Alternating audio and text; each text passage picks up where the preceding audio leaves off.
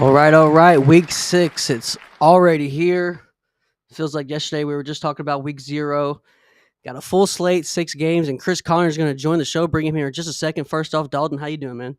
I can't complain, man. It's been a good week, really. Yeah, fast week. Got ball around the corner.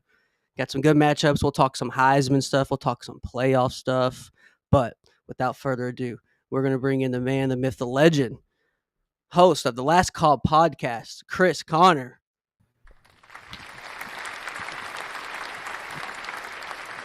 Chris, how you doing, my man? I'm doing well, gentlemen. We were learning more new things every week. Last week we saw the thrilling Penn State Oregon game, which went to overtime. There was some shenanigans. There was at the end of the game, though, it came down to Oregon knows how to win a big one, and James Franklin is once again on the proverbial hot seat because he still can't win the big one. So Yeah. this has been a fun college football season. I can't lie. There's a lot of stuff I didn't expect to happen that's happening. I agree. A lot of things that we thought were going to happen are not panning out. I think with teams like Clemson, teams like LSU, and some of the guys, maybe Penn State as well, throw them in the boat now. Dalton, what's the biggest surprise that you've seen so far this year? All the quarterbacks have struggled, man. That are supposed to be, first round talents. I know everybody says it, but it's so true. Yeah. Lagway, Arch, Nussmeyer, Klubnik, all of them really struggling this year. Yeah, for sure. So For sure. Instead of 180, like the prospects at the top of the board. Yeah. And it's only been 5 weeks, so it could switch all back in 5 weeks. What if these guys start playing bad?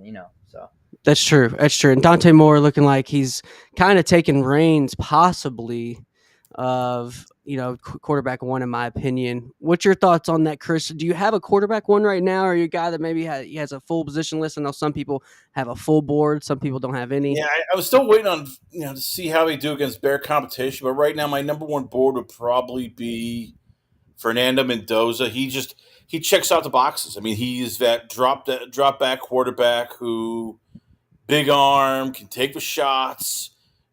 Reads the field pretty well. Doesn't seem to make a lot of mistakes, and even when things aren't going well, he'll make it work. I mean, that game against Illinois, I think, was him announcing to the NFL, "Yep, I'm ready. I am a first round draft pick. If you don't take me, you're making a mistake." yeah. I agree. I have him as quarterback one right now, no question about it. Him and Dante Moore are kind of right there. I think Dante Moore could end up being my quarterback one by the end of it, but I think it'll be you're splitting hairs. It won't be like last year. It was kind of a drop off, and everyone who had a different quarterback 2 and 3.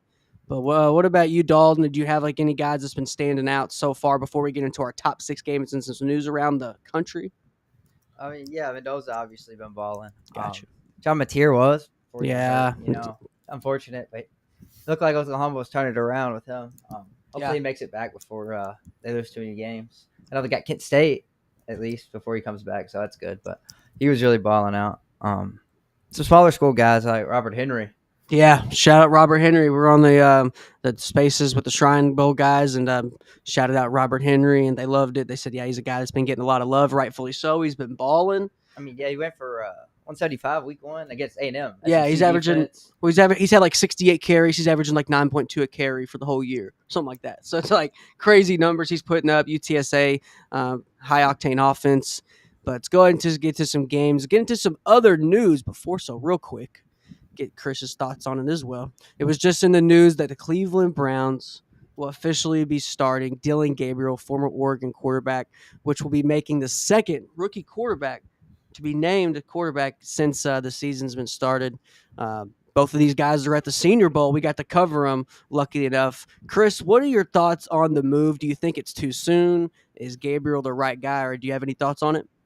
They had to make the move. It was like Joe Flacco was at this point like just a statue. You couldn't move that well. He was throwing too many bad passes, interceptions. I mean, if you kept running him out there, at some point you're going to lose the locker room and team because the player's going to go, "What are we doing here?" If he's not the guy, we know he's not the guy. I don't know how good Gabriel's going to be. I mean, he does everything well for what Stefanski wants to do, but does he have the arm to threaten defenses? Does he have the athleticism to make linebackers pay? I mean, these are all going to be questions we're going to find out. And, oh, by the way, they're going to go against Minnesota Vikings. And, yes, Brian Flores loves dial-up blitzes. So Yeah, this is not, I think, on the bingo card for Browns, but it's the Browns, so it is what it is. I agree. The Browns are going to Brown. What are your thoughts on it? Do you have any high expectations? We got to see Gabriel for a full week. I think our takes were kind of clear on him. He's a lot smaller in person. My biggest take before you get into yours from Dylan Gabriel, the Senior Bowl, was Oregon has a great PR team. But what are your thoughts? Yeah, I mean, we both think. Well, I know I do. I think the other rookies should be starting. Shadur. Over him. Yeah, Perfect timing. It was on the wall since the draft. I mean, he was drafted ahead of him. He's going to get the first chance. Yeah. Right? You got to. Yes. So just by pecking order, just by literally pay grade. You could succeed maybe if you got to help him with the game plan, like the Giants did with Dart, man. Great game plan. Ran the ball like 40 times. I agree. Kept the ball out of harm's way. If you run that game plan with that defense, yeah, they can maybe win a couple games with them, but not super high in the ceiling. I agree. I think it's an uphill climb for him. I think his size is going to be a problem, and a big thing that nobody really talks about is him being left-handed. Left-handers just have a harder time. It's been proven, I think, at this point, and I think it's going to be an uphill battle for him. At the game, it's in London, right? Yeah. Yeah, God, I don't know how that'll play. Do you think that'll have any play in it, Chris, in the outcome? Them overseas games. I mean, it has to. We're talking Vikings versus Browns still, right? Yeah. Yeah. You gotta figure the Vikings. I mean, this will be their second week in a row over there, so they'll be ready. There won't be a time zone difference. They want to travel. This should be like, to me, a very clear favorite, just because they don't have to worry about all of a sudden going from 5-6 hours ahead, getting to England, getting used to it, because they've been there since this, last week. So to me, this is the huge advantage for the Vikings. That's why I think the defense and just being there is going to lead to them winning big against Cleveland. I agree. That is a good point there. I forgot that there's 2 straight weeks, and could be kind of a game like the Vikings against the Bengals. Yeah. God. The defense just takes over. It could be. I think. I don't know. I think we'll see Shadur Sanders in about 2 to 3 weeks. We'll see how it plays out. But when we get to the top 6 games, fellas, we have a full slate here. Now, I'd say about 7, 8 games maybe could have crept their way up, made their case for top 6. But nonetheless, here are the 6. We'll go over them. Let's go over the first one, guys. Let's go Iowa State, Cincinnati, Sorsby, Becht, Satterfield. He's looking to get another big win here because last week, it was pretty exciting. Probably the best they've played all year. Sorsby, he's grown on me a lot. I will say that. Do I think he's a top? Do you think he's like a second round pick? No. But I don't know. He's grown on me a lot. First off, we'll get your thoughts on it, Chris, about the game and your picks. It feels like Iowa State's in the driver's seat. They should win the Big 12, but they are such an imperfect team in some ways. I mean, you look at it, it's like, okay, defense is pretty good, except they can't rush the passer. The offense, it's okay, but it's basically a 2-headed running game, and Rocco Becht is not the most prolific passer. But they win. They find ways to win. It makes sense. It doesn't make sense on paper, but it just makes sense. And look, if you're Cincinnati, you still look and go, well, we should be able to, hang with them. I mean, we saw, Kansas State was within like one good drive of upsetting them. We've seen, other teams hang with Iowa State because just either, Iowa, it came down to a field goal. Arkansas State was a little bit close for comfort. Yeah. Agreed. And then still think like Iowa State. It's just Cincinnati has to look at this and go, they're the most flawed 5-0 team right now in college football. That's a good point. I think both teams are confident going into this one. I think both teams think like, all right, we can definitely beat this team, which is a good thing. I accidentally prepped for this game because from Draft Professor on Monday, I looked at the wrong sheet and I pretty much did both these guys. So we got Dominique Orange on D lineman. What are your thoughts, Dalton? There's some key players we're going to see. Dominique Orange I think this is the battle of quarterbacks, nose guards, and tight ends. These are great matchups for those 3 positions. What are your thoughts? I mean, I think the biggest factor is actually the corner play now. Iowa State announced today they lost both their starting corners for the season. And is it Jontez Williams was one of Yeah. them? Yeah, Wow, that's he's one of out. them, yeah. Wow, He's that out for the year. sucks, Then man. Cooper's out for the year. Jeremiah Cooper, the other starting corner. Damn. So that changed. I was thinking Iowa State all week, and then they came out with that today. And, Yeah.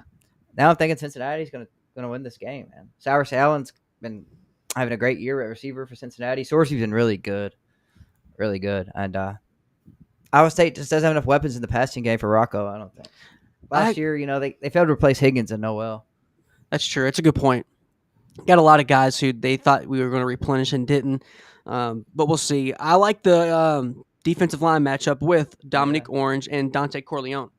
I mean, Dante Corleone, he needs a sandwich named after him or a pizza, like something like the Corleone. Like he's got to have something named after. He's a red shirt guy, Cincinnati native. Guess where he went? Coleraine High School, where our boy Jordan Stevens coaches. So shout out to him. He's a red shirt guy. He made freshman All-American team. Good matchup. Third team All-American. Yeah, and it said he's deadlifts 700 pounds, squats 605, and he benches 485. Sounds like a young Mark Henry. Chris, what do you think? That is impressive because you figure hopefully he's all natural. Yeah. I mean, you have two completely different sort of defensive linemen. You get Dante Corleone, who's more powerful, explosive. Then you got Dominique Orange, who's just like sort of this large, like human grizzly bear that just walked in and decided, okay, well, I'm going to clog up, the lanes. Yeah. Takes on two, double teams, triple teams. But they each have, but they're each two guys you're looking at going, all right, hey, teams looking at them going, hey, we might need to steal this guy. We might need to draft him. Hey, this guy might be rising up the boards. He was hot as can be after week 1. Yeah. And, he's pretty much one of the hottest names in college K-State, football. yeah. And I think rightfully so. I think he's one of the top D linemen. But we got a guy like Joe Royer at Cincinnati. What are your thoughts on him? Struggling so far this year, man. Dominant last year, but Sorcy's been looking for the receivers more. Run game's been pretty well. Good with their quarterback and Evan Pryor. So they just haven't looked his way much. But I think in this game, a close one, a tight one, they're going to need him to make some big plays. Third down. So yeah. I think he's up for it, man. He's really big tight end, but he's a natural receiver. So I think he'll have a big game. Best game of the year, probably. I think we're going to see a potential record-breaking fourth down conversion attempts for both teams, and that's where I think D-line's going to come in handy, this week. Do want to give a shout out to a couple guys before we get our official picks here for the first game. Offensive lineman for Iowa State, guard Brendan Black, only junior on the offensive line. This guy is very good. Definitely a draftable guy. Was probably going to come back at that NIL money, 6'4", 320. Heck of a guy. He started in 13 starts last year at right guard. Played in 14 games. Be on the lookout for him. Both of these guys have they're so similar with personnel, these teams, in my opinion. I think their offensive line, their interior is better than their tackles. That's their weak spot, is their tackles. I've seen somebody tweet, and I'll secondhand this. If you're an NFL team that needs an offensive tackle in this draft, it's slim pickings, and it's going to be hard to find some good offensive tackle talent. But none of the jaw jacking and gum flapping. We can get our picks here. Yeah, enough of the lip service here. This is going to be a close game, man. One possession game. Am I crazy to think that? No, right? All right. So I think we're on the same page there. Probably going to be a one possession game. Come down to a field goal. We'll see. Or we'll be somebody down 7 trying to force overtime. I'm going to go with Cincinnati. I think it's, like I said, it's going to be a close one. Sorsby, does he pass for a mile? I don't think so. I just think he gets the job done, and he takes care of the football. What do you think, Dalton? Yeah, I was going Cincy too. I'm surprised you took him, man. Honestly, but I like Iowa State's been struggling in the run game this year. They're supposed to have 2 good backs, as everybody says.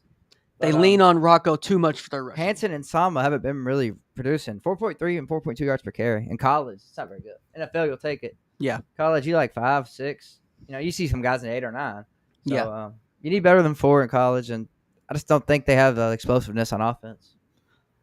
I agree. Chris, what are your thoughts on the game and your pick for this matchup between the Cyclones and the Bearcats? My heart wants to go, okay, Cincinnati will take over. That Brendan Sorsby finally figured it out. The last 3 games, he turned it on. Hasn't thrown a pick since that first game against Nebraska that he's just all of a sudden, the light went on and he decided, hey, you know what, I can ball. And he did that against Bowling Green State and Northwestern State, and especially Kansas. And you figure, okay, he's arrived. Yeah, I agree. I mean, again, Iowa State's not the prettiest team. You look and it's like, okay, Rocco Beck's basically just a game manager quarterback. Hanson's in Alfred Surov. They're not gonna Sama. They're not gonna do anything impressive at times, but it's like Novocaine. You give it time, they get ahead, and they pound the ball. It's the power of Carson, the speed of Sama. It's just they seem to win. They are the best team we've seen the last couple of years where it's ugly as hell. You keep wondering when some team's gonna knock them off. And then at the end of the year, it's like, yeah, that is why Matt Campbell is probably one of the best coaches in all of college football. He finds a way for his team to win and put him in position to do it. I agree, man. I think this, like we said, I think system quarterbacks we're looking at here, some of them just don't have the help they need. Sorsby, I give him credit because of his coaching. He's got Scott Satterfield as his head coach. Exactly. He's got an uphill battle. And, we don't come in the program to hate on any player or coach, but, us living in Louisville, he used to be the head coach of Louisville. We've seen how that program kind of just the vibe changed around during that Satterfield era and how quickly it went up as soon as it kind of left, and they got Brom in there. So I think a lot of people are looking for brighter days and some change in the Cincinnati program. But nonetheless, I do like the Bearcats overcoming their woes there with the headset and getting the win, man. I think the big factor is Rocco Beck just doesn't have a lot of guys around him. And now let's get into our second game here. So, who do you got, Chris, in the game?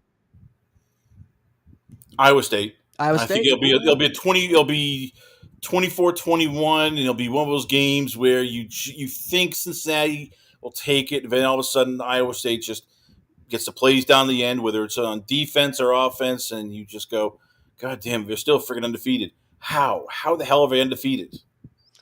It kind of like how we were for Penn State last year and BYU for a long time. For sure. We're like, oh my gosh, how is this team winning every single week? They pull it out, fourth quarter comeback, late game drive. And we'll see if that's the case this week. But all right, I have that confidence in you, man. But I know if the corners were playing, I would have took Iowa State. Yeah, first week without them. Yeah, good point. I just think it comes down to help, man. And Sorsby, I think he's just got a little bit more zip on the ball, just a little bit more. It just looks like more of a pro a ball when he throws. So that's why I'm going to take him in that one. But Vandy, Alabama is the next game. First game's at noon. Second one here starts off the 3:30 slate. 3:30, Vandy, Alabama. Dalton's already gave away his pick. It's kind of a surprise. Still shocking to me, honestly, that he's still going to take what he's going to take. But tell the people of what your pick is, Dalton, what your thoughts on the game, man. Oh, yeah, I'm going with the Commodores, man. 2 years in a row. They start the year 6-0 this year. I mean, this offense is averaging 49 points a game. I know they ain't played the hardest schedule yet. It's about to start getting a lot harder. But, man, they got great skill players, man. They're all back from last year. Pavia, Cedric Alexander, Jackson Sherrill, Eli Stowers. It's a good offense. I think they score enough points. Alabama can't run the ball great this year. That's for sure. Yeah. They're allowing the pass. Ain't gonna work. It ain't gonna work. I agree. Almost. I think with the play, it's going to be a real close game, man. Ty Simpson might show everyone that he really means business. Can he put two games together of him just straight up balling out? Is Ryan Williams going to take over finally and kind of get that star next to his name, that star status everyone thought he was, this time last year, 5 weeks in? So I think that's the big question. Pavia, can he get it done 2 years in a row? Can DeBoer get another signature win? I think his seat has not cooled off as much as people think since last week, in my opinion. I think if he lays an egg here against Vanderbilt, it's hotter than ever. I think it's going to be a Tim Keenan day. I think he's going to dominate. Give me the Crimson Tide. What do you think, Chris, on the game, and what's your pick, man? It's going to be a close one. This is so friggin' eerie. It's almost like, holy crap. You can't blame Kalen DeBoer for going, oh, crap, is this Groundhog Day all over again? Alabama, fresh off of beating number 2 Georgia. They were feeling it. They were just hot and heavy for each other, and then all of a sudden, Diego Big Balls Pavia comes in, beats them. I mean, you look at what he did, and it was just like, holy crap. No picks, 2 touchdowns, 252 yards. Yep. He just and he was even saying, "Hey, we're turning things around here." It ran for 56 yards, and Vanderbilt, which for years we're mocking, going, "Oh my God, they're awful, they're terrible." I still why mock them, man. get rid of them? They end up in the playoffs or in the bowl game. They are 7-6, and all of a sudden, here it is again. Kalen DeBoer, he's feeling himself, and you sit there and go, "I have all these prospects. I have Tim Carradine. I have LT Overton. I have Caleb Proctor. Hey, my quarterback Ty Simpson hasn't thrown a pick." True. But again, it's Diego Pavia once again, and you can't blame Kalen for going, "Oh my God, not this a-hole again! God damn it, you a-hole!" And Vanderbilt now is 3-0, and so you know what? It makes no sense. But God damn it! All of a sudden you get and they beat South Carolina handily. So call me crazy. This is Groundhog Day all over again. Yes, Diego is going to just turn people in Alabama red with rage. He's pulling off the upset. Vandy is going to basically do this all over again. And Kalen DeBoer is going to go, "I really hate that motherfucker." Hot takes, man. 2 Vandys. I'm very surprised. If last year didn't happen, I'd be more surprised. But still, I think I don't know. This is a big one for DeBoer. I'm not a big DeBoer guy. He could very easily lose this game. But Ty Simpson coming off that game, got Bernard out there making plays. Man, it's a hard. My heart tells me I'm in for a rude awakening, and it's just deja vu from last year. Like Chris says, it's just like, oh my gosh, just feels like early Halloween. We just entered October, and here it is. It's already getting spooky out here, possibly, and Vandy could easily pull it off. But I'm going to stick with Crimson Tide. I was almost convinced after everyone gets their takes in, kind of maybe reverse, go back, but I'm gonna stick with Vandy. What's the key to success here for Vandy? They gotta be able to run the ball, man, efficiently. Get this 3rd and shorts, 3rd manageables. Get the play action set up. The run game has to work, but it has all year. I don't see why it wouldn't, honestly. And Bama's been struggling against the run, man. Yeah, Florida State and Georgia ran the ball all over Bama, so I think that's going to be Bama's biggest issue in this game. Okay. And what do you think about shootout? Is this going to be are we going to see, like we saw with Oregon last week, where just points are hard to come by? What do you think? Man, I think it would be like, lower scoring, 24-21, around there. Okay. And that's what you're thinking, Chris. You weren't thinking about 24-21 and thinking like that or something? I'm going to go a little bit higher. This to me screams like a 35-30 game where there's just points. Both teams are just slinging the ball all over the field. It's going to come down to who can get the first stop. Who's going to get the first interception? I mean, because you look at Ty Simpson and go, okay, he's going to throw picks one of these days. He's going to throw a pick. It's going to happen, but he doesn't. And yet, again, we see with Diego, he just, when the moment calls for it, he will deliver. So, which quarterback blinks first and which defense can basically get that big turnover? I agree, man. But I just think I think we're all thinking the same thing. Just who it comes out on top is just different. I think it's just going to flip flop for us. Give me Alabama. I do think it's going to be a close one. I won't be surprised if I don't get it though. I went 3-3 last week on the picks. Definitely some surprises in there. USC was the big one. I totally thought USC was going to win last week. They didn't. Will this be?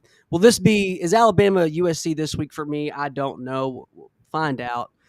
But I'm going to stick with my guns here, which brings us to our next game, who barely snuck into the top 6. This is still at 3:30 slate here. Another time zone on there. But this is on the 3:30 slate.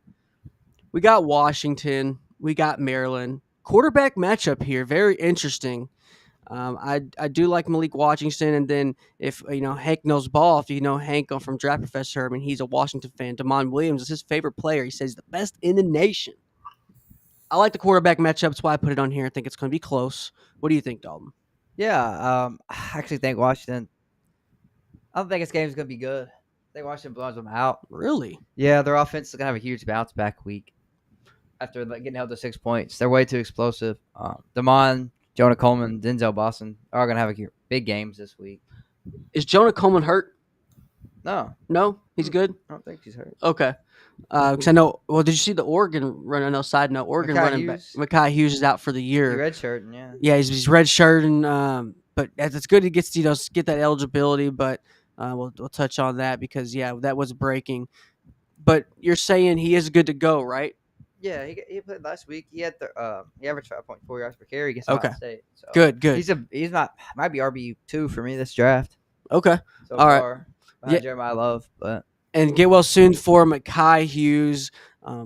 Beauty of the red shirt right there, though. Hopefully, I don't makes think he's that hurt. No, he's well. It's just like a little small thing. Oh, really? But they're still just sidelined. I'm not sure, but I'm pretty sure. Really. Like, Okay. but we'll look into it. Yeah, we'll find out. We'll see what happens because Oregon, I think they're going to be right there, Yeah, Final Four. I think they're going to be Yeah, some of the last it ones. hurts them, I think. I do too, man. And we've always had questions about them, with running the ball, with protection, and just running backs and bodies. And we'll see if that comes back to bite them. But for the Washington Maryland game, quarterback matchup, I do like it here. I think it's Yeah. going to be a sneaky good game. I think it's going to be a shootout, man. Absolutely, it's going to be a shootout. This is easily 30s, might be 40s. Yeah, I don't think Maryland scores that much on Washington. They only gave up 24 to Ohio State last week. Their defense, this could be like a USC game, like how the offense can do it, but just not at the rate they need to because the position their defense is putting them at. Want to get your thoughts, Chris, on the game? Where you leaning and what you're looking for in this one? Well, you have two of the. It's night and day with the quarterbacks. In Devon Williams, you got a guy who is the pure. He's a college quarterback. So that's not. I mean, that's an insult. He's 5'10", 5'11", 190 pounds. He's a scrambler. He likes to move a lot. He'll throw on the run, and he is a guy that you look and go, he'll make big plays. You look at Malik Washington. And I hate to say this to Maryland fans, this is a one and done for him. I know he's a freshman, but 6'5", 231 pounds. You're looking going, how the hell did Washington get him? And in the offseason, there'll be a transfer portal, either Oregon or Indiana or even Georgia, Miami. They're all going to go, hey, you got a big bag of money for you. Big Come one. on down. I mean, he is a drop back quarterback. Give me Maryland right now because I think Malik is good enough where he can sling the ball all over the place. I'm not sold on Washington yet. Yeah, they had 3 good games, but it was Washington State, it was Colorado State, UC Davis Aggies, and then against Ohio State, they couldn't do anything. So True. Yeah, give me Maryland and a shocker, but enjoy it while it lasts, Maryland, because this is the 1 year you're getting Malik, and then all of a sudden somebody's offering a bag of money, a huge bag. A big old bag, money in the bank match bag. It's going to be big. Want to get your thoughts here, Dalton. But real quick before that, Hank has a take here, a prediction. He says Jed Fish and Damon Williams will be still together next year, but in Gainesville, that's his prediction. He says Florida's going to hire Jed Fish and he's going to bring Damon Williams. What do you think about that? Jeff Fish is on the radar for sure. Former Florida guy went there, but they got to be better. Get a job offer from Florida. They got to finish the year really good.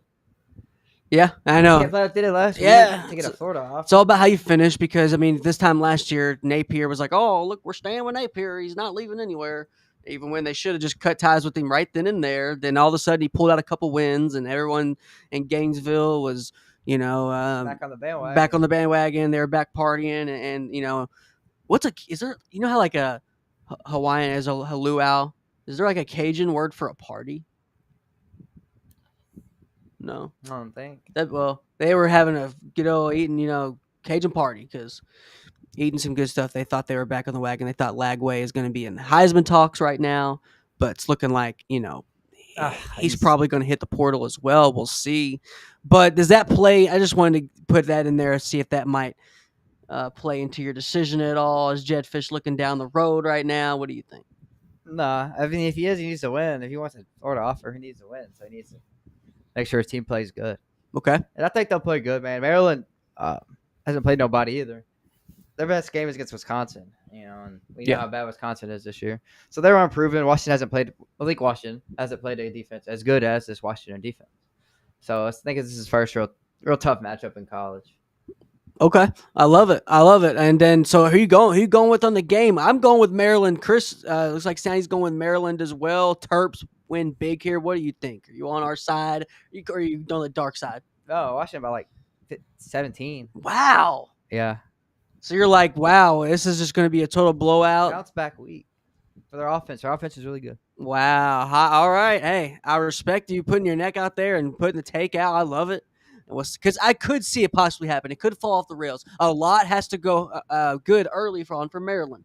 They have to get. They probably have to score in the first drive. If we remember, They have to. That's so big for a team. If you're Yeah. if you're halfway through your Yeah. script and you're trying to get your second touchdown, that's really big. I just think people forget because Maryland's 4-0 against Scrubs that Yeah. they were supposed to be really bad this year. We Okay. don't know if they still might be. That's So, true. I don't trust them yet at all. As far as I can throw them, Okay. I can't throw the football team, so I don't trust them at all. All right. So you're gonna go taking the Huskies. But I feel I like Washington. Malik. No, I understand. I really, I think it's a flip of a coin, honestly. Like, they could win this game, and it's just a thriller. One of the many great games this week come down to a kick or I hope- overtime, like I hope I'm a wrong. lot of games did, 'Cause I hope it's or close. Maryland could just not show up and get ran out of the building or out of the stadium, nonetheless. So I could see that happening. We'll see what happens, but we're at our halfway point here. We are just got done with our third game. I got Cincinnati, Alabama, and Maryland. You got Cincinnati, Vandy, and Washington. And Chris, you got Iowa State, Vandy, and Maryland. All right. I like the way it's shaking here. Looking like our records will be definitely different, All which is different, cool. yeah. So our halfway point. We're going to get to some talk of some Heisman real quick. A couple guys we've talked about, even just off the script with Dante Moore. We've talked about Carson Beck. We'll touch on him in a minute. But On3 came out with their poll for their Heisman odds right now. Right now, we are looking at Dante Moore as leading the pack. Mateer is still at second right here, given the injury. You always want to take a couple. If they do a list, On3 does a list, you want to take one or two of them. Like, all right, that's the clickbait one. I think that's it right there. But Pavia at 3, Trinidad Chambliss at 4. He's rightfully so on this list at 4. I don't know. Ty Simpson. Oh, if you would have played the first two I games, he'd be first. Oh, I agree. I agree with If you would have that. started the first two games against Kentucky and somebody bad, with Georgia State. Yeah, I think so. Georgia State, Yeah. they'd be first. I agree. All right, so I agree. I think a lot of Right. these are just flip flop, and yeah, he should at least be top 5. So I won't nitpick at it too much. Ty Simpson at 5, Ahmad Hardy, running back from Yeah. Missouri at 6, Reuben Bain tied for 7 with his teammate there in Coral Gables, Carson Beck, first year signal caller there, transfer, making the Heisman list, which is a little surprising to me, honestly, so far. But he has played well. Got to give him his flowers. Then rounding out here is Marcel Reed, quarterback for the Aggies. And then Fernando Mendoza, a lot of people's quarterback 1, barely getting in the list at 10. Chris, looking at this list, do you have a different number 1 or a top 5? Do you have anybody or anything different in this list, or what do you Yeah, think? I'm going to give you my number 5 Cool. that nobody's mentioned yet. Cool. Haynes King.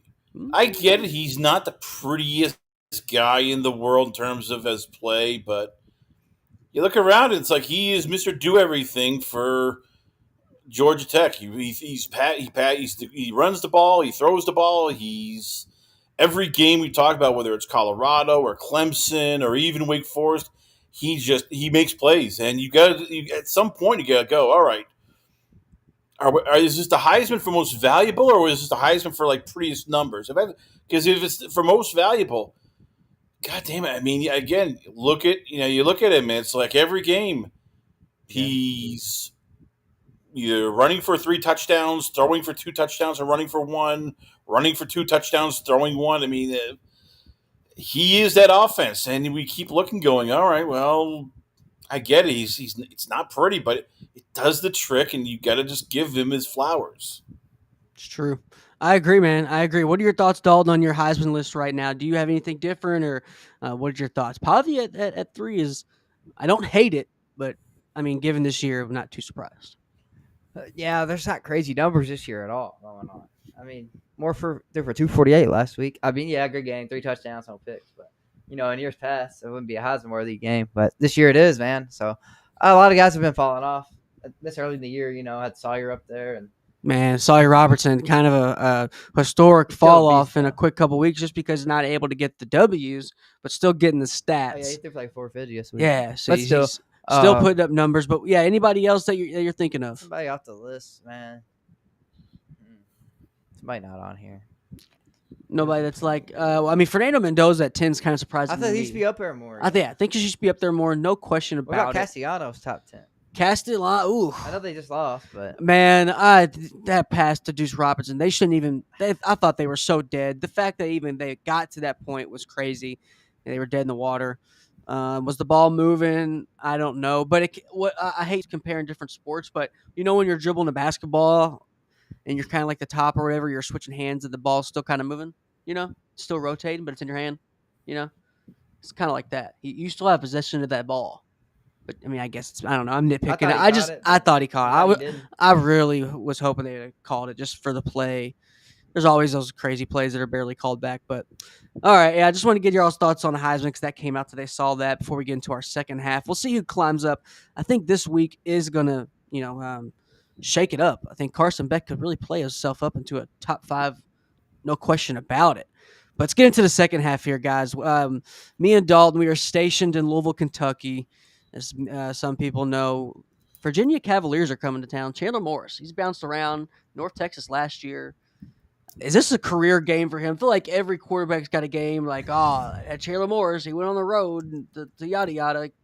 Could that be Louisville? And could this be a game they slip up? Because ACC, Big 12, they're up for grabs right now. What are your thoughts on it, Dalton? And what are you thinking? Oh, this could definitely be a game they slip up, man. I mean, Louisville hasn't looked great against the two best opponents they played, right? Shit and James Madison. Couple timely interceptions saved their day for them, really. But the bad throws are great plays. One of them was a great play against Pitt. The other one was just gift rep. So they're getting a lot of help from their opposing team right now. Chandler Morris ain't gonna do that, I don't think. It's gonna be a really tough game for Louisville, man. Like, I don't think the fans are ready for it. I don't think they are either. The James Madison game, everyone thought they were just going to, walk through it, sleepwalk it. I mean, they did like a trick play, not even like a trick play, just like a reverse on the first play, and they barely missed it. But it was a walk-in touchdown if they got it, and that would have been a totally different game. And then was Isaac Brown who had like 70-yard run, 80-yard run that kind of saved them. But Virginia being ranked, I think they're going to travel well. 3:30 game, last of our 3:30 slate here. I wish it was a night game. I'd maybe try to go if it was a night game, but so many good games going on. I don't know.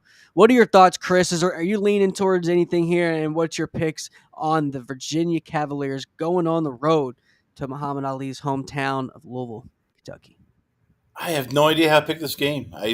Because you look and it's like, okay, momentum wise, yeah, Virginia should be winning this game. They had their best game against Florida State, 46-38. Hey, they finally got it around. And then you go back over the second week. It's like, oh, yeah, you lost to NC State, in which your defense literally could not stop a cold. Like, we literally saw, Bailey and Harold Smothers just basically ran all over Virginia going, oh, my God, this isn't good. Can they stop anybody? I mean, really, can somebody please from friggin' Virginia stop Hollywood Smothers? And because between him and Bailey, they ran for over 188 yards, 4 touchdowns. You go, oh my God, this defense can't stop a cold. I get it, Louisville. I mean, the keys to Louisville is going to be, okay, well, look, you have Cleve Levin. He's going to have to do his damnedest to put pressure on Chandler Morris to clog up, the outside lane so Jamari Taylor doesn't take off. Meanwhile, if you're, on the offensive side, can Miller Moss and Chris Bell cook? Can Chris Bell, show that, hey, I am wide receiver 1 or 3, and I am that guy who's just that damn good enough to be a first-round pick and take over? I don't know. I just literally, as I said, if this is a shootout game, I kind of favor Louisville just because I think they have more diverse weapons. I agree with the weapons, but I think a lot of these games and just, pretty much the sport comes down to line and quarterback. I have questions a little bit about offensive interior line there for Louisville. Their center and guards.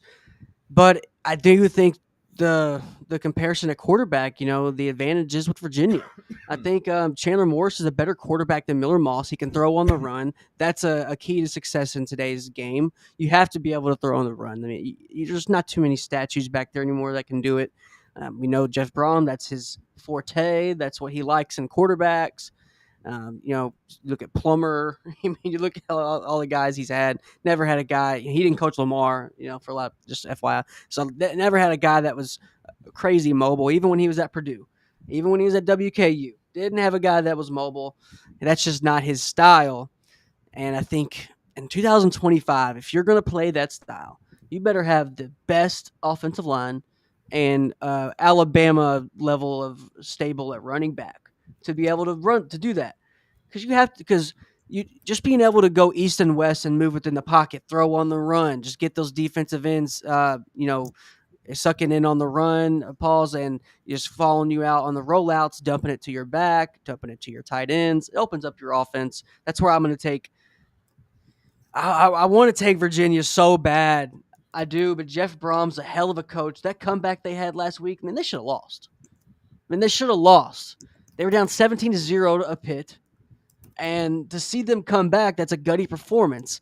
Is Jeff Brom really going to let that slip up again and let something like that happen again 2 weeks in a row? No. So that automatically thinks yes, this is going to be a close game. But I'm going to go with Chandler Morris, man. Give me Virginia coming into Louisville, and I think they're going to run around and throw it, and I think it's going to pay off, man. Give me the Cavaliers. What are you thinking, Dalton? Same, man. I'm going Virginia too. I thought this team would be pretty good in the offseason. Yeah. And they are. They got to go to that offense, man. Charles Harris at receiver has been balling out. And then they got 3 good backs, man. So good stable running backs, good quarterback, good receiver. Louisville just hasn't been tested yet, really. Pitt, I don't think Pitt's good this year at all. They lost West Virginia, and you see what West Virginia's been doing.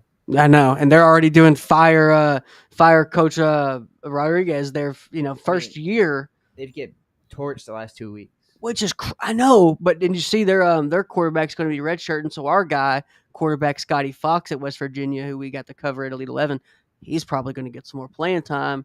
So maybe Rich Rod can turn it around. But yeah, if you struggle against Rich Rod in West Virginia this year, it's not the best sign right now. We'll see what happens. But you have Virginia, and what do you did? Sorry, I'm the worst at remembering picks. What you got, Chris? Did you have Louisville, or did you lean towards? I got Louisville. I just think Miller Moss as a whole. This isn't Florida State where Tommy Castellano is not a drop back passer, so I think Virginia knew, okay, if we get ahead, we can pressure them and we can force them into mistakes. I think Miller Moss and Chris Bell are going to cook, and whoever gets the first stop, I think wins this game. And I think Lubin will have a big game against the middle and try and literally pressure Morris. Okay, no, I like that take, man. And then trust me, that game and the Vandy game, I feel a lot more skeptical on this game than I do Vandy, Alabama, because Louisville could easily come in here and just show everyone all right, we've stumbled a little bit, we woke up, we're here, we're ready to compete for ACC. We'll see if that's the case, but it just remains to be seen. Quarterback play is too important to me as far as when I'm making my picks. So I'm going to go with Chandler Morris. I think they get it done by a slim margin. I like your take, Chris, on whoever gets the first stop, because it could be for a couple of these games on, just a couple of stops. And if it's going into the half or coming out of the half, it could open up a can of whoop-ass either way. But all right, 2 more games here, guys. We have Mississippi State Bulldogs. I don't know why they don't use this logo all the time. If there's a decent alternate logo, I'm going to put it in here. But they have a big game here. They lost to Tennessee last week. Everyone's taking the moral victory route, which I'm not too fond of. But I will say this in the same breath. Mississippi State's a ball club. They can hang with anybody, and they're going to hang with the Aggies. Well, I was a little bit – this is the kind of on the fence because it's all right. Could this be a 10-point game, 14-point game, and maybe this is not one of the best 6 games of the week? But I think it is. And I think Mississippi State's going to have a heck of a comeback game. And let me correct that. Comeback win. They are going to win this game. They are going to beat Marcel Reed. I like Marcel Reed. We have all 22 film. I can't wait to break down some Marcel Reed tape because I like him as a prospect. But guess what? Team game. And this is the reason why Mississippi State's good. We can't name 3-4 players on Mississippi State. I can't. But, they don't have household names. So the team game, they're going to prove that. They're proving a lot of people wrong this year. Give me the Bulldogs. Who you got, Dalton? That's honestly kind of crazy, I think. Nope. They haven't had a true road game all year. I think that's going to show up, especially 100,000 people at Kyle Field. It's going to get to them, man. Texas A&M big. 35-20. 35-20. You're going with the Aggies. Is Marcel Reed going to put up crazy numbers? I know it's not we're not box score watchers. You got to watch the game. But is he going to have a good game, numbers? A good game, efficient, but it's going to be a lot of running. They're going to run the ball really well, I think. This team has a lot of good backs. 4 of them, really. They have really good offensive line, too, I will say. Oh, yeah. Basantis, Trey Zoon. Armaz Reed Adams. Yeah, guys I respect a lot. Trey Zoon as well. Obviously and their defense, man. Cassius Howell coming off the edge. Yeah, they have guys, man. Will Lee at corner. I mean, I don't know. They have way more talent.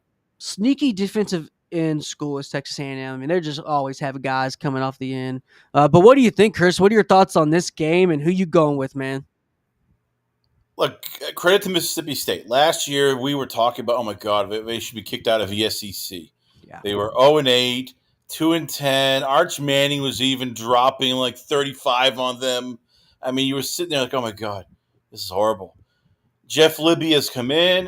He started last year. He took over, and they got some players. I love Fluff Bothwell. This kid is just a sophomore, and already he's one of the top 3 running backs in the SEC.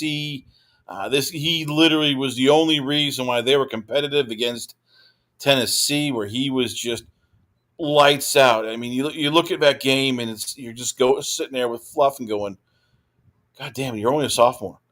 How the hell do you do this? He's a beast. But, look at Texas A&M. And I was talking about this on the Draft Professors. They are a loaded team from top to bottom. We talked about, as you mentioned, it starts with Marcel Reed. You got Casey Concepcion and Mario Tarver at wide receiver. You got Le'Veon Moss at running back, who I think is going to be a steal this year. Underrated so far. People aren't talking about him, man. That's because they got other backs too that's been sharing the sugar, man. And I'll tell you, Le'Veon Moss is good though. Sorry, Ruben Chris. Owens and Mari Daniels get I'll tell you the guy that's going to be the X factor. Torian York. If you don't know him right now, people, you are going to know him. He had last week against Auburn.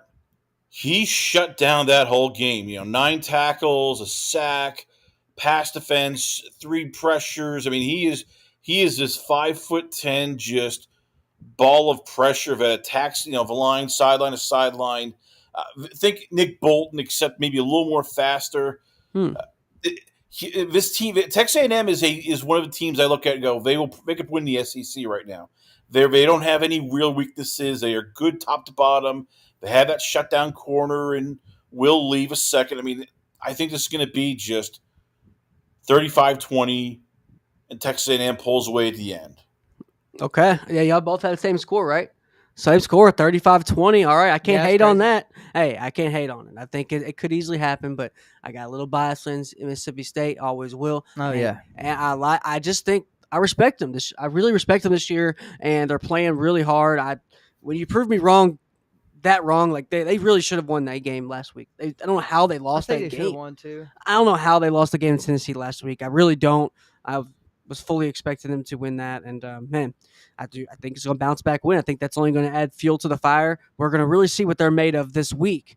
And I think this week's going to be a big game for them. But all right, let's go into our last game, fellas. This is the last game on our Pick 6, top 6 games of the week. We have in-state game here. Miami versus Florida State. Ruben Bain, potential number 1 pick overall. Carson Beck, potential Heisman winner, versus Castellanos. Gus Malzahn's going to try to scheme his way around this one and try to get Ruben Bain out the game. What's your thoughts on it? We'll go with you, Dalton, first. You being the Florida fan. I know you're not too fond of these programs, but respectable football they play here, especially with the turnaround that Florida State's doing. What's your thoughts on the game, man? Their defense, man, last week they really struggled. And the Miami offense they're hard to shut down. I mean, last 2 years they've had great offense. Running game, receivers, quarterback's been efficient. Carson Beck's playing a lot better than last year. Yes, he is. I like Florida State a lot more than last year. You got to because they went 2-10. But I still don't think they completely turned the corner. I think the Alabama game kind of fooled everybody a little bit. But that was week 1. I think if they played now, I'm definitely taking Bama. Oh man, Personally, they smacked them so much, bro. Week 1, they smacked them so bad. after they That's beat Georgia, bro. the Like take Georgia away ain't- take Florida away State beat the Georgia. take away the UCLA game. Who they get blown out by real bad. They got him fired. The Sean Foster out. Who was that? New Mexico. New Mexico. After that was the biggest beatdown I've seen this year. But besides like a big FBS I game. know what's supposed to happen. Yeah, but that's the second That one. Indiana one. Yeah, it's just that okay. Yeah, that has to too. be number 1. That too. Okay, so out of all these games, before we get the picks here, what y'all's thoughts on the biggest possible blowout? Is it Washington, Maryland, or is it Mississippi State and Texas A&M? Well, I think y'all are taking them. I don't know which one you're taking. I mean, just because something crazy happened, like I'm taking Indiana, Washington. like yeah. Indiana over Illinois. We Washington- didn't think they were going to score 60. Could one of these teams go off and get a 42-14 win, or what do you think? Washington could. They might do it. It is possible. Texas I don't A&M. I just I Texas them could too. yeah. I mean, look, I respect Jeff Libby. He is Yeah. Mm-hmm. literally building this program from the ground up, and he's ahead of schedule. It's just one team is a team that's still trying to put the pieces together, and the other team is loaded for bear and going, all right, it's national championship or bust. I agree. That is true, man. I think it's a lot of teams are really thinking they can have a shot at the Natty right now, and I think that's a good thing for the sport. But for the Miami-Florida State game, I don't know if this could be a blowout. Miami would really have to play tight first half and push the Florida State up against the wall, and then have to force them to throw it around like they did last week. Can they replicate that, but just pull it off? I'm going to take Miami. I like Miami a lot in this game. I'm going to take them. Does Florida State score 21 or more, over 21? That's a question I have. Do they score 24? Is 28 looking like more of their cup of tea this week? I'm not sure. But give me Miami in a 28-17 win. I like the Hurricanes. What do you think, Dalton? Yeah, I'm gonna get a little closer. 30-24. Okay. Miami. Just too talented of a team this year. I hate to say it, but Yeah. they're good everywhere for real. You got NFL draft picks at pretty much every position. Hell yeah. They do, man. And they got a good Cantwell offensive lineman, top paid offensive lineman coming in next year. Malgoa right now. Yeah, they got Demond Williams coming in, quarterback, our guy, or not Demond Williams, Darion coming in next year. One of the quickest releases you'll ever see out of a quarterback. Which once he gets closer on campus, we'll be displaying that as we already have.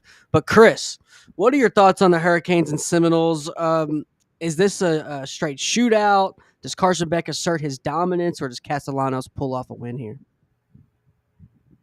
This is a chaos game. Anything you think you know about this game, throw it out the window. It's Miami. It's Florida State. These two teams hate each other.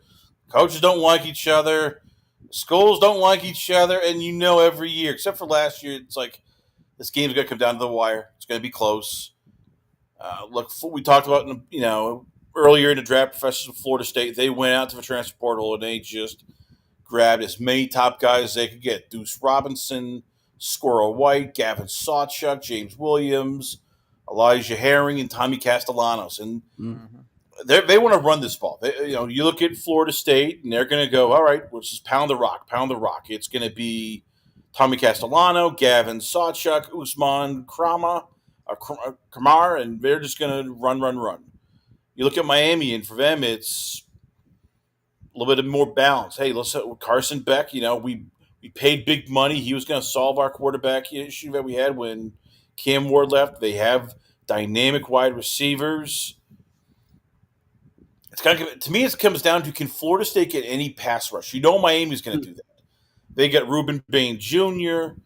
They've got that secondary, which is nasty. By the way, they have another defensive lineman who also can put pressure. That is the unheralded Akeem Mesidor, who also leads the team in sacks, 2.5. So Give me Miami, but you know what? I don't feel great saying it because it is once again it's Miami, Florida State, and we've seen this script so many times. Something weird's going to happen. Some play is going to break one way, and we're going to go, no. I think so too. I think this is going to come down to straight physicality. Who's going to be nasty? Can Ruben wreck this game? Can he, assert his dominance and get everyone else to play as nasty as him? I think that's how this game is going to be won because Florida State, they can get their plays out of the pocket, but you can't do that for 4 straight quarters. You're going to have some comfortability in the pocket. You're going to have some times where you're like, all right, we know we can beat this team on this play, this play, this play, just because, we've rehearsed it so much, we've ran it so much. And if you don't have those plays where you're better than a team, if it's always just like, man, 3rd and long. I mean, Florida State's a 3rd and long type team. We're always in 3rd and long. It's always either shooting themselves in the foot. They got to have a big play. Do they usually get the big play? So far, but as we seen last week, when they needed the biggest of plays, they kind of just ran out. And if you could really look at that last drive, that team was gassed. They were gassed.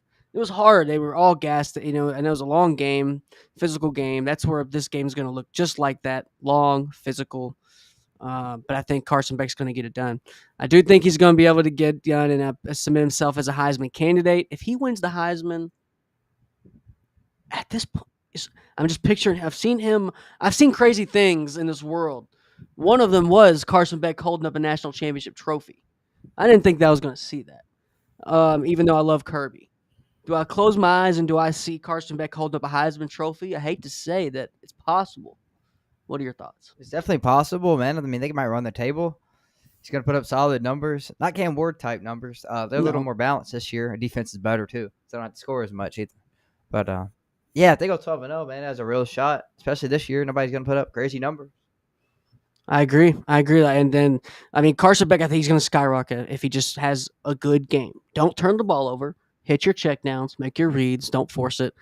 And we could be looking at Carson Beck and Dante Moore battling out for the Heisman. But that's a top 6 game, fellas. Now, a couple of games that did not make the list. We have Michigan State. They are. I like the quarterback, but I do like Aiden Childs. I know Dalton's not too high on Michigan State, which I don't hate on him for that. On the team. Childs is nice. Yeah, I agree. What are your thoughts on them, or can they beat Nebraska? I don't think so. I just don't. Like I said, I don't like the team. They don't have much talent around them. It's just Charles and Nick Marsh, pretty much. And the rest, just a lot of guys. Okay, and then Nebraska's got a lot of NFL guys on defense, man. That's true, and they've done some good recruiting. I will give them some credit there. Michigan. I mean, they should have beat Michigan. I want to give you 2 games here, Chris, and tell me your thoughts on these 2 games, just off top of what you think is going to be a better matchup this week out of Michigan State and Nebraska. And then looking at a game here, looking at Duke and Cal. We're looking at Mensa. We're looking at JKS, freshman sensation lefty. He's a lefty that doesn't really play like a lefty. He does not. You don't really realize it till a couple plays in, couple throws in. You're like, oh my gosh, this guy can throw to the right just as good as he can throw to his left. What are your thoughts on between those 2 games? What's the best shot of being a great game that maybe should have some talk as a top 6 game? Cal and Duke. Just because of the quarterbacks alone, those 2 guys are more closer to just buzz. I mean, Darian Mensa, quietly is having a fantastic season. Yeah. 13 touchdowns, 2 interceptions. Yes. I love Vince Anthony Jr. He's on my top 65 board. I think he's just a pass rushing nightmare, and yet I'm still trying to figure out how the hell Cal got Jaron Kiwi Sagabulete. I mean, how did they get this kid? I mean, because he's going he's already transferred once from Oregon to this place. Not against Boston College, he was balling out. I was sitting there like, oh my God, how the hell did they get this kid? Who did they bribe? Because at the end of the year, somebody's going to offer a big bag of cash for this kid. Again, either Tennessee or maybe, dare I say, Miami is just going to go there. Go, how much do you want? 5, 10. Do you also want an Instagram model? We'll throw an Instagram model as well. Just let us know what you want and come to our school. Here is a check, and We'll even throw in like a Beamer or one of those, like Tesla, X trucks. Throw that in there. Just come to our school. I agree. And weird story. I don't know if you know this here, Chris, but here's a story on JKS and how that whole recruiting thing went out. Okay. So this time last year, because he's a poly, right? So he's a Hawaiian guy. So let's be realistic. A lot of those guys, they're going to stay West Coast. It's BYU, it's USC, it's Washington, Cal. Maybe they'll throw a little Fresno in there and give them some Oregon. love. Oregon, Utah, right? BYU, those schools. So it was kind of, a little West Coast bias. He's probably going to stick West Coast. And before we get into that, shout out to everyone in here. We got 100 people live. Shout out to everyone that's been following us on X and on Instagram, everywhere. But finishing up here, I want to give my thoughts. The story on JKS, Chris, he was committed to Cal this time last year. Yeah. Then he early enrolls, goes to Oregon just for Rose Bowl practices. So just get some reps in. Didn't even have a jersey number because he technically wasn't, a student yet. He was on the roster, but just practicing. And then after the Rose Bowl, after the postseason, he leaves Oregon, goes to originally committed Cal to say, all right, he probably went to practice saying, all right, Dante Moore is a dude, and I'm going to go to my original school. So it's been a whole 360 for this guy. Now he's, officially at Cal, obviously balling. And some people are saying, Chris, he might go back to Oregon if Dante Moore enters in. And this is just a whole thing. Maybe Dan Lanning gave me a wink, said, here, man, go ball out for a year. I'll see you next year.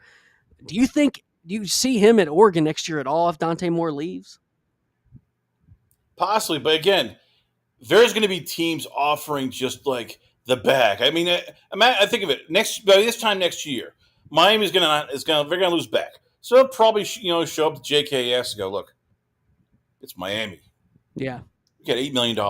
By the way, Oregon doesn't have beaches. We have beaches. By the way, our women in Miami are much hotter than people in Oregon. And by the way, you know what? We'll even make an introduction to dare I say, Tyreek Hill. We can make a call. There's more famous people in Hawaii, in Miami, than there are in Oregon. Just come to Miami. Here is the bag. No questions asked. Well, as I said, we'll throw one of those Tesla cyber trucks just to sweeten the deal here. Screw Oregon. It's cold. Miami beaches. Just as good as Hawaii beaches. I agree, but we bring up the bag, right? That's going to get him to leave Cal. Well, Oregon has a X amount of check from Phil Knight from Nike money. They can get any bag, and they might give that man a bag to where he can build a beach in Oregon. But I agree, Miami is a crazy sell. I mean, floor seats there at the Miami Heat game. I mean, this Dwayne Wade, everything around there. Miami, you might get a appearance on a freaking show and Netflix, whatever. Endorsement deal with whoever. Messi down there, Oh yeah. But whole world. It's hard to get those kids that are out West Coast that are either played high school West Coast or Hawaii, wherever. It's just hard to get them East Coast. It is. And we've seen it with Nico. Nico came to Tennessee. He's hot. I mean, he's crazy anyway. But he went right back to West Coast. You see, like one of the few ones that I've seen. Yeah, that's Knoxville, though. There's a huge difference between Knoxville and Miami. Knoxville, there's no beaches. Miami, there's beaches. There, as I said, look at the beaches. There are beaches with women who basically could model on friggin' Esquire or Penthouse, anybody you want. There are women. You have a Cybertruck. There's no taxes in Florida. Why the hell do you want to go to Oregon? It's cold. It's freaking cold and rainy out in Oregon. Just come to Miami. Here is $5 million. Hey, you know what? We'll even give you, dare I say, courtside seats so you can hang out with Tyler Hero. And when they're playing LeBron, so you can meet LeBron. We'll throw that in there. It's the Miami Hurricanes. They will spare no expenses. Yeah, it's all about the U, man. They might bring out the, Michael Irvin, get all those guys to come in and sweeten the deal. But yeah, I think JKS is a guy, one of those quarterbacks, and along with Malik Washington, who we brought back up, who is going to have a lot of guys calling. And, maybe Lane Kiffin calls one of them up when he leaves and goes somewhere. Say, hey, you know me, right? I've been in the headlines pretty much all year, getting some wins, documentary. Come over here. Let's go ahead and get these dubs. But I like the interesting take here. We'll see what happens on that game with Cal and Duke. because like you said, you made a great point with Mensa having a quiet good year. Not a lot of people are talking about him, which I get. It's Duke football, but he deserves that credit. Deserves the credit. But all right, fellas, He's playing good. that pretty much rounds it out for our top 6 games in the show for tonight. Shout out to everyone here that's viewing. We got over 100 people here, and couldn't be more than happy. I mean, this time last year, me and Dalton, we were getting like, I don't know, 10 people live or something like that, and we were happy about that, But so anybody is somebody to us, and we really appreciate everyone tuning in. And we really appreciate our guy, Chris Connor, joining in, host of the Last Call podcast. Chris, before we leave here, let everyone know where they can find you and just about Last Call podcast and everything you do there. Yeah, you can check me out once again at lastcallpodcast.com. I'm also on the YouTube channel. I'm on Rumble, on X, which is Last Call WC. I'm on Instagram, Facebook. And this week we sat down with Marcel Dorff, previewed UFC 320.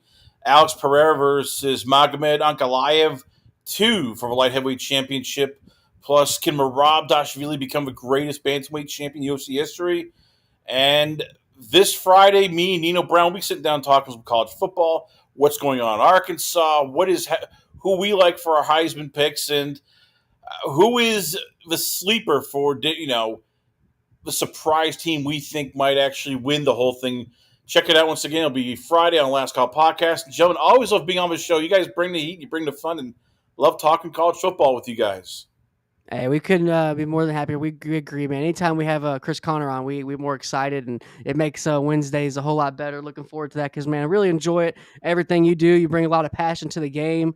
And obviously, we met there in Draft Professors. And if you're a guy who follows the NFL draft, if you like building mock drafts, getting big boards, Draft Professor is where you need to be headed.